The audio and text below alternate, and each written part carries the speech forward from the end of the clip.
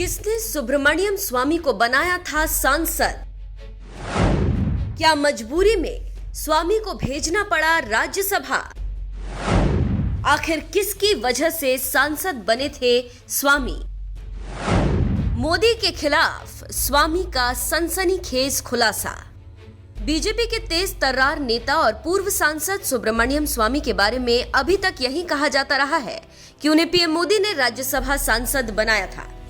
लेकिन अब खुद सुब्रमण्यम स्वामी ने इस मामले में सनसनीखेज खुलासा करते हुए बताया कि वो मोदी की वजह से राज्यसभा सांसद नहीं बने थे। तो फिर सबसे बड़ा सवाल यह है कि आखिर ऐसी क्या मजबूरी थी जो बीजेपी को सुब्रमण्यम स्वामी को राज्यसभा भेजना पड़ा था। इस बात का खुलासा अब जाकर खुद बीजेपी नेता सुब्रमण्यम स्वामी ने किया है। देश के प्रधानमंत्री नरेंद्र मोदी की सरकार में कभी वित्त मंत्री रहे बीजेपी के पूर्व दिग्गज नेता अरुण जेटली और सुब्रमण्यम स्वामी के बीच 36 का आंकड़ा रहा है। ये बात तो हर कोई जानता है, लेकिन इसके बावजूद मोदी राज में सुब्रमण्यम स्वामी की पार्टी का न सिर्फ बीजेपी में विलय किया गया, बल्कि उन्हें राज्यसभा सांसद भी बना दिया गया। लेकिन उनके राज्यसभा सांसद बनने के पीछे भी बहुत बड़ी कहानी है, जिसके बारे में उन्होंने लोकमत समाचार को दिए एक इंटरव्यू में बताया।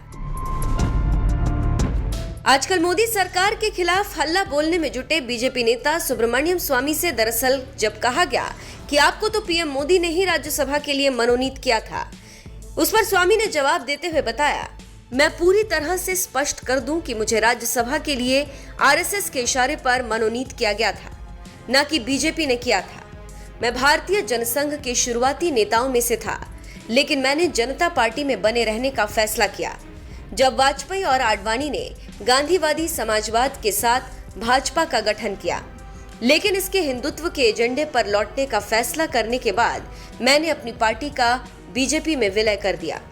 सुब्रमण्यम स्वामी ने साल 2014 के लोकसभा चुनाव से ठीक पहले बीजेपी में अपनी पार्टी का विलय किया, तो उस वक्त राजनाथ सिंह बीजेपी के अध्यक्ष थे और उन्हीं के नेतृत्व में बीजेपी चुनाव लड़ रही थी। और हिंदूवादी नेता सुब्रमण्यम स्वामी के मुताबिक पार्टी उन्हें मुंबई से लोकसभा चुनाव लड़ाना चाहती थी, लेकिन ऐन वक्त पर फैसला पलट गया। स्वामी ने इस बारे में बताया, 2013 में मुझे मुंबई लोकसभा सीट से लड़ने के लिए कहा गया था। मैंने वहां प्रचार करना भी शुरू कर दिया था, लेकिन 2014 में तत्कालीन बीजेपी अध्यक्ष राजनाथ सिंह ने मुझे फोन किया और नई दिल्ली से चुनाव लड़ने का अनुरोध किया, क्योंकि पार्टी को लगा कि 2G और राम सेतु पर मेरे काम से उन्हें ये सीट जीतने में मदद मिलेगी। मैं अनिच्छा से सहमत हो गया, लेकिन नामांकन से एक रात पहले राजनाथ सिंह ने मुझे ये बताने के लिए फोन किया कि अरुण जेटली ने मेरे नाम का विरोध किया और मोदी समेत बाकी सब चुप रहे। लेकिन उन्होंने वादा किया कि मैं चुनाव के बाद राज्यसभा भेजे जाने वाला पहला व्यक्ति बनूंगा, लेकिन ऐसा भी नहीं हुआ। साल 2014 में प्रचंड जीत के साथ मोदी सत्ता में आ गए, लेकिन शायद सुब्रमण्यम स्वामी को राज्यसभा भेजना बीजेपी भूल गई। पहले तो उन्हें लोकसभा का टिकट नहीं दिया गया और फिर राज्यसभा भेजे जाने में भी देरी की जाने लगी, जिससे स्वामी के सब्र का बांध टूट गया और उन्होंने खुद पीएम मोदी से जाकर मुलाकात की। इस मुलाकात के बारे में सुब्रमण्यम स्वामी ने बताया, 3 राज्यसभा चुनाव होने के बाद मैं 2015 में पीएम मोदी से मिलने गया और उनसे कहा कि मैं बीजेपी छोड़ रहा हूं और जहां भी जाऊंगा मुझे आरएसएस का समर्थन मिलता रहेगा।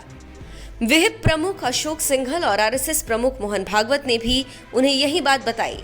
तब उन्होंने मुझे राज्यसभा भेजा, और वो भी बीजेपी के टिकट पर नहीं, बल्कि मनोनीत सदस्य के रूप में। उन्होंने मुझे बीजेपी संसदीय दल में शामिल करने से भी मना कर दिया। बीजेपी और सुब्रमण्यम स्वामी की विचारधारा एक ही है, हिंदुत्व की विचारधारा। इसीलिए स्वामी बीजेपी में शामिल हुए और उन्हें बीजेपी ने राज्यसभा भी भेजा। लेकिन कहते हैं मोदी सरकार और स्वामी के बीच 36 का आंकड़ा रहा। वो बीजेपी सांसद होने के बावजूद कभी मोदी सरकार के खिलाफ तो कभी बीजेपी नेता अरुण जेटली के खिलाफ निशाना साधते रहे। यही वजह है कि स्वामी का कार्यकाल जब खत्म हुआ तो बीजेपी ने उन्हें दोबारा राज्यसभा का टिकट नहीं दिया, और अब तो उनसे सरकारी बंगला भी मोदी सरकार ने वापस ले लिया है। बहरहाल मोदी सरकार के खिलाफ हमलावर रुख अपनाने वाले सुब्रमण्यम स्वामी ने खुद के सांसद बनने के पीछे की कहानी जो बताई है, उस पर आपका क्या कहना है? अपनी राय हमें कमेंट कर जरूर बताएं।